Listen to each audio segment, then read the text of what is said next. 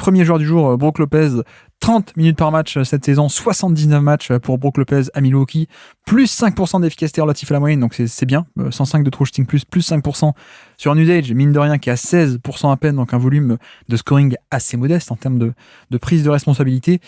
Et c'est vrai que on en parlait, on commençait un peu à le dire, mais pour te lancer, on est vraiment sur une saison décevante, mais même pas complètement à cause de lui en fait. Ouais. Bah en fait c'était quand tu m'as envoyé la liste le cas sur lequel au début j'étais un peu le plus déçu de l'avoir parce que déçu, non. Mais le plus compliqué, on va dire. Le plus compliqué parce que j'avais en tête, la valeur de Brook Lopez, c'est littéralement la protection de cercle et le 3 points, ce qui est au poste de pivot a une valeur absolument immense. Et c'est vrai que du coup j'ai pas mal creusé et une des premières stats qui ressort, c'est que Brook Lopez cette année, c'est entre guillemets sur les tirs défendus au panier que moins 8,2% infligés à ses adversaires, donc sur les tirs au panier, là où les autres années c'était l'élite, on était au-delà des 10%, etc. Ouais, même moins 12, moins 13% carrément, hein, donc il y a un écart quoi tout de même. Ouais, c'est ça. Et en fait, du coup, j'ai regardé pas mal de tirs, on va dire, défendus par Brook Lopez pour comprendre d'où ça venait. Et c'est vrai que la différence en fait avec le Brook Lopez de ne serait-ce que l'année dernière, mais on va dire de Budenholzer, elle est frappante. Elle est frappante parce que sur le pick and roll, il a plus toutes les aides qui viennent l'aider à protéger le cercle. Là, vraiment, on défendait à plusieurs le cercle. Et le nombre de pick and roll où finalement en fait il se retrouve en 1 contre 2 vraiment dans la zone on va dire du flotteur et qui doit défendre ce 2 contre 1 parce que il y a pas Jrue Holiday pour naviguer l'écran et en plus il y a personne qui vient l'aider au panier. C'est assez frappant et aussi le nombre de paniers en fait qu'il défend où on lui fait défendre des high pick and roll et on lui fait défendre des pick and roll et on le fait monter très haut au niveau de l'écran. Ça c'est le début de saison et en fait il a pas du tout le profil pour, donc la tracking compte comme un tir contesté, un tir défendu par Brook Lopez, alors que juste Brook Lopez est largement en retard et c'est même pas lui qui conteste ce tir, mais du coup ça ouvre complètement la zone du panier vu qu'on le fait monter au niveau de l'écran. Et donc voilà, il y a un peu des mauvais chiffres défensifs qui font que en termes de valeur on est un peu moins haut que les dernières années. Je sais pas ce que t'en penses, mais c'est un peu ça le raisonnement que j'avais quoi. Non, mais c'est un peu ça, c'est dommage parce que je pense qu'on est quand même plutôt en fin de carrière, fin de prime en tout cas. Je pense qu'il peut encore faire quelques années, mais j'ai l'impression qu'on a un peu grillé une cartouche parce qu'il a quoi, il a 35 ans déjà. On a un peu grillé une cartouche de bon niveau quoi, parce que l'an dernier il était encore élite, hein. Tu parles de à quel point cette fameuse perte d'efficacité infligée au panier. L'an dernier il était top 3 avec Rudy Gobert et Kessler je crois. C'était ce truc là.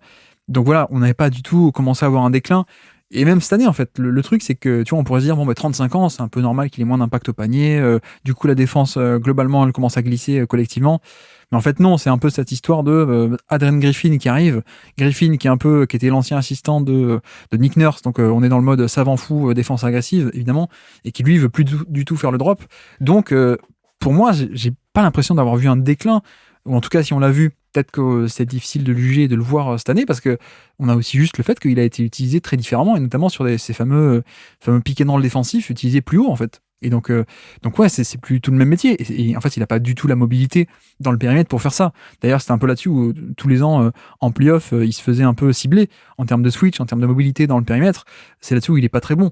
Et donc là, on a un coach qui arrive qui dit non, ne reste pas en bas à protéger le panier, ce qui est un peu ta force, monte au niveau de l'écran pour contenir le ballon, etc. Et non, ça marche pas, quoi. Donc tu vois, en un sens, je trouve qu'on n'a pas tant que ça un déclin individuel, ou alors on l'a eu aussi, mais sauf qu'on s'en est pas rendu compte parce qu'il y a aussi cette interférence des schémas. Mais moi, je trouve pas du tout qu'on ait un déclin physique. Tu vois, tu regardes un peu toute l'année, on regarde ses matchs, on voit qu'il fait toujours un peu les mêmes actions au panier quand il est au panier. Et c'est un peu dommage parce que c'est un peu ce qu'a coûté la place de coach à Griffin en partie, je pense, parce que le vestiaire s'est un peu dit mais non, mais on arrête de déconner, qu'on est une équipe qui est top 5, même top 2 défense depuis 5 ans. Pourquoi d'un coup on se met à changer, quoi? C'est un peu débile. Et donc c'est un peu là-dessus où, en fait, je trouve que le joueur a pas fondamentalement changé, pardon. Mais dans l'exercice du jour, on juge pas forcément le côté intrinsèque, mais plutôt le côté performance. C'est vrai que de facto, on a quelqu'un. Premier joueur du jour, Brook Lopez, 30 minutes par match cette saison, 79 matchs pour Brook Lopez à Milwaukee, plus 5% d'efficacité relative à la moyenne, donc c'est bien. 105 de true shooting plus 5% sur un usage, mine de rien, qui est à 16% à peine, donc un volume de scoring assez modeste en termes de prise de responsabilité. Et c'est vrai que on en parlait, on commençait un peu à le dire, mais pour te lancer, on est vraiment sur une saison décevante, mais même pas complètement à cause de lui en fait. Ouais. En fait, c'était quand tu m'as envoyé la liste, le cas sur lequel au début j'étais un peu le plus déçu de l'avoir parce que déçu, non.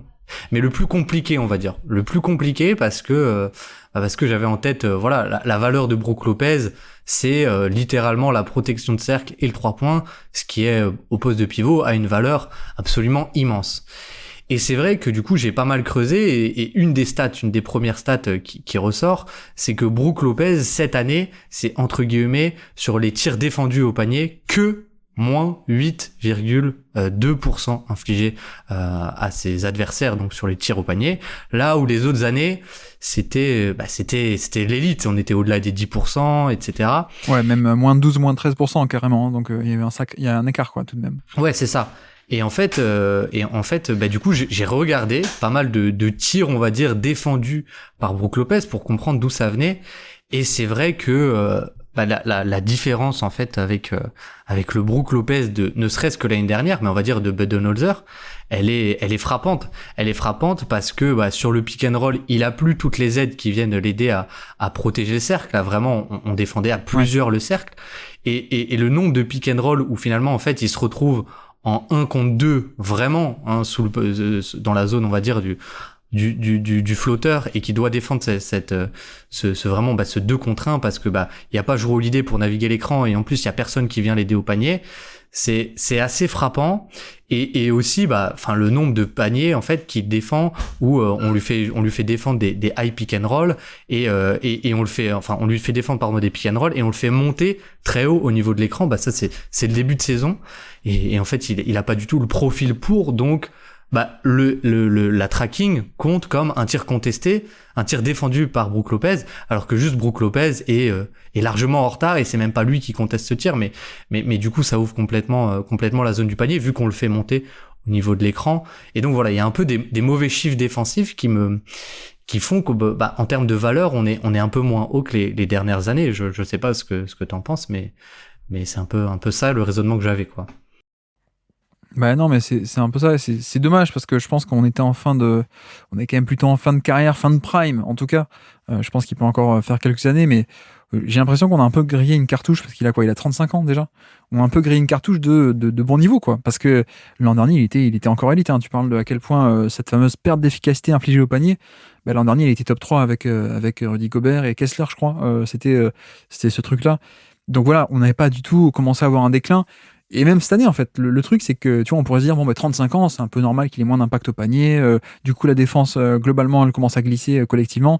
Mais en fait, non, c'est un peu cette histoire de Adrian Griffin qui arrive. Griffin qui était l'ancien assistant de Nick Nurse. Donc, on est dans le mode savant fou, défense agressive, évidemment. Et qui, lui, veut plus du tout faire le drop. Donc, pour moi, j'ai pas l'impression d'avoir vu un déclin. Ou en tout cas, si on l'a vu, peut-être que c'est difficile de le juger et de le voir cette année, parce que on a aussi juste le fait qu'il a été utilisé très différemment, et notamment sur ces fameux pick and roll défensifs utilisés plus haut, en fait. Et donc ouais, c'est plus tout le même métier. Et en fait, il n'a pas du tout la mobilité dans le périmètre pour faire ça. D'ailleurs, c'était un peu là-dessus où tous les ans, en playoff, il se faisait un peu cibler en termes de switch, en termes de mobilité dans le périmètre. C'est là-dessus où il n'est pas très bon. Et donc là, on a un coach qui arrive qui dit non, ne reste pas en bas à protéger le panier, ce qui est un peu ta force, monte au niveau de l'écran pour contenir le ballon, etc. Et non, ça marche pas, quoi. Donc tu vois, en un sens, je trouve qu'on n'a pas tant que ça un déclin individuel, ou alors on l'a eu aussi, mais sauf qu'on s'en est pas rendu compte parce qu'il y a aussi cette interférence des schémas. Mais moi, je trouve pas du tout qu'on ait un déclin physique. Tu vois, tu regardes un peu toute l'année, on regarde ses matchs, on voit qu'il fait toujours un peu les mêmes actions au panier quand il est au panier. Et c'est un peu dommage parce que c'est un peu ce qu'a coûté la place de coach à Griffin, en partie, je pense, parce que le vestiaire s'est un peu dit, mais non, mais on arrête de déconner, quoi. On est une équipe qui est top 5, même top 2 défense depuis 5 ans. Pourquoi d'un coup on se met à changer, quoi? C'est un peu débile. Et donc c'est un peu là-dessus où, en fait, je trouve que le joueur a pas fondamentalement changé, pardon. Mais dans l'exercice du jour, on juge pas forcément le côté intrinsèque, mais plutôt le côté performance. C'est vrai que de facto, on a quelqu'un qui a apporté de moins valeur, mais c'était même pas de sa faute, quoi. Il a apporté moins de valeur parce qu'on l'a pas mis dans les bonnes positions. Et donc, on n'a même pas eu les résultats non plus collectifs où la défense est devenue beaucoup plus moyenne que ce qu'on avait connu aussi jusqu'ici, quoi. Ouais, exactement. Et comme tu l'as dit, en fait, quand il est au panier, quand on le laisse un peu dans ce qu'il sait faire, j'ai envie de dire, il a toujours un niveau très bon. Et ne serait-ce que sur la fréquence, quand il est là ou pas là, bon, t'as aussi une petite chute. Mais c'est vrai que sur l'efficacité, donc en fait, quand il défend au panier, on reste sur des scores d'élite, comme j'ai dit, et entre quand il est là et pas là, c'est pas tout à fait la même mesure que celle que j'ai dit avant, mais on reste à moins 6,2%, ce qui est un très très bon score, un 95e centile. Et c'est vrai que du coup ça rend le joueur assez compliqué parce que on en a même pas parlé. Mais c'est vrai qu'offensivement, finalement, on a toujours le même joueur aussi, et qui a une valeur structurelle assez forte. Et les Bucks, c'était une très bonne attaque aussi, et toujours grâce au fait qu'il soit sur le terrain et qu'il soit performant sur le terrain. Bah ouais, c'était un peu le côté valeur de la double casquette de à la fois protecteur de panier d'élite et 3 points. Donc c'est un peu cette valeur structurelle du mec qui fait les deux à la fois, quoi. De à la fois, il peut être l'encre défensive de la défense, et de l'autre côté, en plus, c'est un spacing d'élite. Et je pense que c'est un peu sous-estimé à quel point ce profil est finalement assez rare. Tu vois, c'est exactement ce qu'il faudrait à Zion, d'ailleurs, au passage. Bon, c'est intéressant parce que là, en 2025, il va être en fin de contrat, Brook Lopez, donc on pourrait avoir un trade éventuellement, sauf si les Bucks veulent ensuite le prolonger, ou... Enfin, je sais plus exactement les trucs. Bref, passons là-dessus, mais on a eu en fin de cycle peut-être à Milwaukee. Mais non, tu vois, par exemple, l'an dernier, il était top 30 chez nous. Sur le top 100, je l'ai mis 29e. Il était top 30 parce que il était à ce point, je trouve, élite. Alors, élite, c'est pas Gobert, mais parce que personne n'est Gobert, mais tu vois, on est quand même sur un bon 8 sur 10, si Gobert est un 10 sur 10, quoi, grosso modo, en termes de défense. Et ouais, la valeur, elle partait de ça, et je pense qu'il y a un autre point qui est assez sous-estimé, c'est à quel point c'est lui l'encre défensive, en fait. Et pas tant que ça, Giannis. Alors, Giannis, c'est un défenseur hors pair en termes de polyvalence. Il peut jouer il peut faire du switch, notamment. Il peut faire des prises à deux agressives sur pick and roll. Il peut beaucoup plus évoluer sur des isolations défensives. Il peut faire le rôle du safety, le mec qui a dans le deuxième rideau de manière incroyable parce qu'il a ce volume, cette envergure de bras, cette mobilité, etc., etc. Il n'empêche que on a quand même un échantillon là de 5-6 ans depuis que les deux ont été mis ensemble en saison 2019. Tu vois, depuis 6 ans, on a toujours ce truc de, finalement, celui qui est l'encre défensive et de qui dépend beaucoup la défense, non pas pour dire que c'est un meilleur défenseur en soi en termes de skill set que Giannis, mais en impact, Brook Lopez, c'est pas mal, quoi. Et tu vois, même cette année où, au final, il est mal utilisé une partie de l'année et il est plus vieux, etc., tout ce qu'on a déjà dit, au final, le différentiel avec et sans lui, le fameux oui en termes défensifs, c'est la défense est quand même bien meilleure avec lui, et surtout elle est presque mauvaise, voire très mauvaise sans lui, quoi. Donc au final, on a toujours un peu ce truc qui est, je trouve, légèrement sous-estimé de entre les deux, c'est quand même lui la plus belle encre défensive des deux, parce que Giannis en pivot, on sait que ça marche pas autant que ce qu'on penserait sur la théorie, en fait. Oui, complètement, parce que en fait, si on fait le scouting, on va dire, c'est vrai que tu vas avoir beaucoup plus de cases chez Giannis, mais quelque part, t'as pas le plus important. T'as pas le plus important, qui est la défense du cercle, on va dire un peu traditionnelle, et là-dessus où Brook Lopez est excellent, et il y a même ce côté aussi de, en fait, tu peux, quand tu peux jouer avec les deux, t'as même un aspect où tu peux vachement plus sécuriser le rebond, etc., que quand Giannis est en 5 aussi. Donc c'est deux choses qui sont ultra importantes, en fait, qui influent tellement sur un rating offensif ou défensif, que ça fait une valeur. Alors, il y a moins de cases, on va dire, et il y a beaucoup de moins, que ce soit, la mobilité, quand on le fait monter sur des pick and roll, etc., en playoff. Mais en fait, il a quand même, on va dire, la carte la plus importante, quoi. La carte la plus importante. Et un autre truc que je trouvais assez intéressant, c'est que, en fait, Brook Lopez, cette année, et qui était un peu pour dire que les schémas marchaient pas, il a défendu beaucoup plus de tirs au panier, beaucoup plus, il a défendu plus de tirs au panier, que les années précédentes. Et ça, je trouve que il en a défendu 8,5. L'année dernière, c'était un peu moins de 8. Et il y a, du coup, l'année encore avant qu'il soit blessé, on était à peine à 7, à moins de 7. Donc il y a l'évolution du jeu qui rentre en compte évidemment, mais il y a aussi ce côté, je trouve, où on n'a plus tous ces schémas des Bucks, et du coup on est beaucoup moins dissuasif collectivement, et on concède plus de tirs au panier aussi parce que du coup quand on fait monter Brook Lopez, et bon, on va pas redire tout ce qu'on a dit, mais ça crée des lignes de drive, etc. Mais ouais, du coup je trouve c'est assez symbolique du fait que c'est plus les Bucks qui ont déraillé que Brook Lopez, quoi. On parlait des oui, justement, juste pour mettre un peu des chiffres sur ce qu'on dit. La défense seulement avec Brook Lopez cette année, le defensive rating était à 116, par exemple. Donc Brook Lopez sans Giannis 116, alors que Giannis sans Brook Lopez 121. Donc le chiffre plus grand en défense, ça veut dire moins bon. Hein. Ça encaisse plus de points, évidemment. Mais voilà, petite illustration de à quel point, en fait, Brook Lopez, l'importance défensive est sans doute un peu sous-estimée. Et paradoxalement, de l'autre côté, je trouve que parfois, le côté 3 points est à l'inverse, parfois un peu surestimé. Je sais pas si tu vois ce que je veux dire, mais on a un défenseur sous-estimé et un spacing parfois surestimé, je sais pas, mais en tout cas, tu vois, dans les faits, on a quelqu'un qui a un bon volume à 3 points, mais qui en termes d'efficacité a jamais été fabuleux, en fait. Hein, à part, en fait, le truc, c'est que ce qui a fait beaucoup pour lui, c'est qu'il débarque aux Bucks. Et les 3-4 premiers mois, il tape 41%, je crois, à 3 points sur beaucoup de volume. Et donc ça avait marqué les esprits parce qu'il venait de débarquer et tout, tu sais. Et sauf qu'en fait, c'est un mec qui est autour des 36%, en fait, hein, autour de la moyenne depuis 5-6 ans, quoi, grosso modo. Donc c'est pas 40%, quoi, c'est pas un shooter d'élite, c'est pas du tout ça. Et c'est un mec qui parfois peut être abandonné par certains schémas très agressifs ou quoi que ce soit. Mais en fait, la valeur, elle est pas tant dans le côté ultra efficace, genre tu vois, si on compare avec Towns, un autre pivot comme ça, un peu de spacing, pardon, Towns est un shooter incroyablement plus complet et meilleur en fait, hein, juste il met plus de tirs, hein, juste basiquement. Towns c'est vraiment un vrai spacing 5 d'élite, là où Lopez c'est juste en fait le côté valeur de c'est un défenseur d'élite mais qui de l'autre côté est juste assez fort pour éloigner un peu du panier les adversaires, pardon, et notamment parfois les pivots, ce qui est assez pratique de, plutôt que de te mettre dans le corner, on te met sur l'aile, comme ça tu vas éloigner un peu le protecteur de panier adverse. Et l'autre aspect aussi, dont on n'a pas trop parlé, mais c'est l'atout tactique de, avec un Lopez, si tu mets un peu petit sur lui, si tu fais des switches, il peut aussi quand même aller punir en poste bas de manière assez régulière. Donc ça, c'est un truc on a toujours reproché sur Gobert, par exemple. Lui, Brook Lopez, il a cet atout. Donc c'est aussi assez intéressant, je trouve, à prendre en compte dans le profil global. Et puis voilà, on a aussi une année plutôt efficace au général. Enfin, le Brook Lopez d'habitude, modulo un peu ce début de saison où il a été très mal utilisé, je trouve, quoi.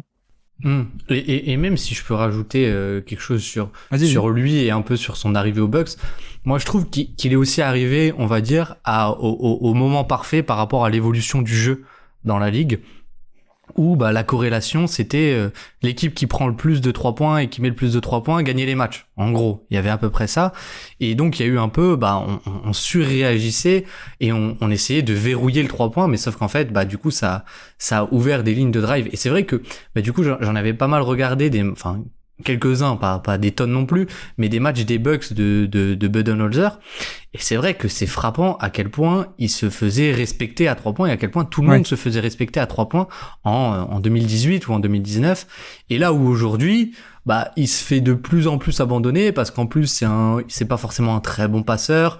Il a une mécanique plutôt lente. Donc pour faire des aides, en fait, c'est vrai que au final, il se fait de plus en plus abandonner comparé à avant, et donc ça a un petit peu moins de valeur qu'avant. En plus je veux dire des pourcentages qui sont on va dire bons, mais sans être exceptionnels. Mais oui, malgré tout il y a un peu la valeur quand même offensive, je suis d'accord. Mais peut-être pas aussi grande que, comme tu dis, peut-être pas aussi grande qu'un Porzingis qui là-dessus est un peu létal, on va dire, aussi dans ce côté protection de panier et 3 points, quoi. C'est un bon shooter, c'est pas un shooter excellent en fait en termes de réussite, hein. Mais voilà, il y a aussi ce rayonnement par rapport à la position qui est assez important. Et donc classement, où est-ce qu'on se projette dans ce classement alors? C'est une bonne question, c'est une très bonne question.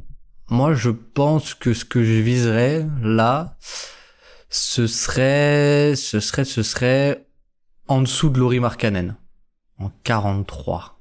Ah oui, d'accord, ok. Ok, c'est quoi tes points de repère? C'est un peu pour moi, j'ai visé un peu, on va dire, le second tiers des intérieurs. Donc je vois Jarrett Allen, Isaiah Hartenstein. Bon, Lauri Markkanen n'est pas un intérieur, mais je trouvais ça assez cohérent. Mais en fait, le problème, c'est que limite ce groupe-là, j'aurais envie de le faire passer au-dessus des Ingram et Jaylen Brown, etc. quoi, parce qu'il y a quand même une valeur défensive énorme. Mais voilà, moi je peux comparer à un Towns, je trouve que finalement la valeur est peut-être un peu en dessous. Mais on va dire fourchette haute, je dirais Siakam, et fourchette basse, je dirais Franz Wagner. C'est vrai que Town, ça peut être un peu la fourchette haute à pas trop dépasser, je pense. Je réfléchis, mais quoique, tu vois, il y a quand même l'apport défensif. Hein. On a dit un peu la même chose sur Jaren Jackson et sur pas mal de mecs. Bon, c'est pas élite. C'est vrai que c'est plus autant élite, on l'a bien détaillé. Mais non, effectivement, ce qu'on peut faire, c'est peut-être le...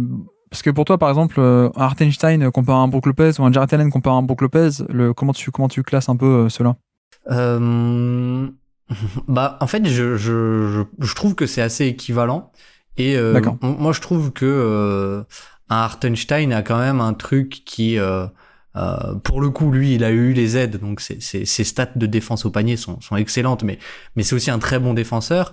Et je trouve qu'il y a un peu ce côté flexibilité qui est un peu qui a une valeur assez grande avec Hartenstein. Hein. C'est ça sa valeur, c'est que en fait tu peux tout faire défensivement là où tu peux pas forcément le faire avec Brook Lopez. Et offensivement, il a pas le shoot. Mais tu vois, est-ce que tu préfères un shoot qui est pas forcément respecté, enfin qui est ok et qui est voilà, ou alors un joueur qui est capable d'avoir le passing et d'avoir tout ce qu'a Hartenstein au final. Non, mais ce qu'on peut faire, c'est le coller là, à Hartenstein et à Jarrett Allen. Et effectivement, peut-être remonter un peu ce groupe-là, mais jusqu'où alors on le remonte? Ça me dérange pas de le remonter, mais où est-ce qu'on peut marquer une démarcation? Derrick White?